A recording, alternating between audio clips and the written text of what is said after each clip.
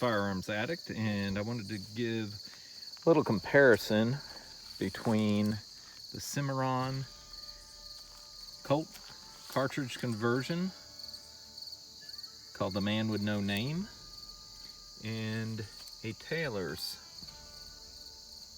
Colt cartridge conversion. Alright, they're pretty similar. The Taylor's, which is the one on the top, is actually copied after a real firearm. The Cimarron is a copy of the revolver that Clint Eastwood carried in The Good, the Bad, and the Ugly. So it is a total Hollywood creation. But they're both 38 special. They both have octagon barrels. Both have very nice case hardening.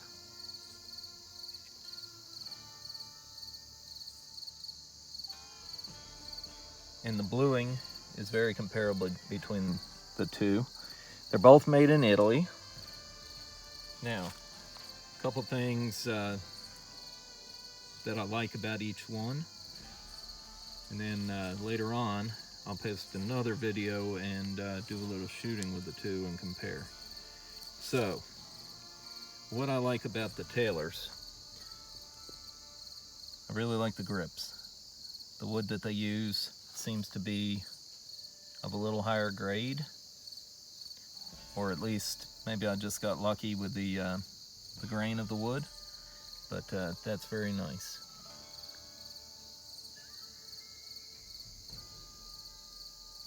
Now, on the Taylor's, the other thing that I like is the finish and the metal fit between the brass and the steel. It's very nice, very crisp lines. Gonna turn it over. Just all the way around. Nice, crisp, clean lines. All right, the Cimarron.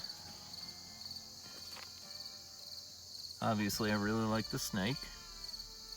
Pretty neat. Now, one thing, I've seen some other videos on this, and either I missed it or they did not mention it. The Man with No Name actually only has the snake on one side. And I want to put these grips close together just so y'all could see the difference in the grain. Alright, one thing I don't care for about the Cimarron, the brass just, like where it meets up with the grip, isn't quite as close. The rest of it on this side is good. Barrel mates up very good.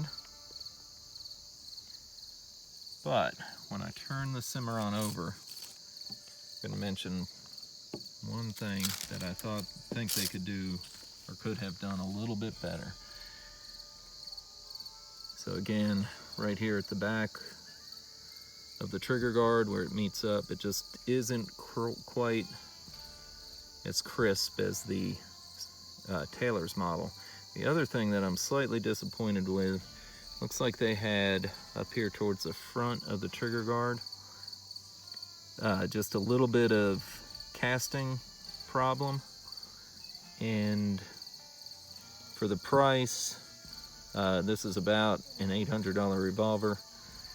I would think their quality control may or should have caught that, but definitely not a deal breaker. But just thought that should be mentioned. Another flaw that I noticed on the Cimarron is up here on the trigger. If you see, it looks like they put a few extra file marks on there in the knurling, and it's just not exactly perfect. And again, no deal breaker, it's not going to affect the functionality, just a little more attention to detail would have been nice.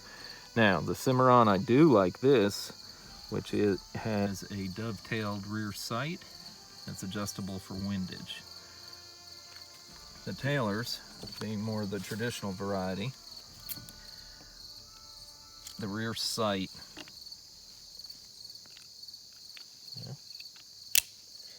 the rear sight is just a notch in the hammer. But if you're used to these types of firearms, that's what you're used to. Now just to compare on the tailors, the knurling looks a lot cleaner. All right.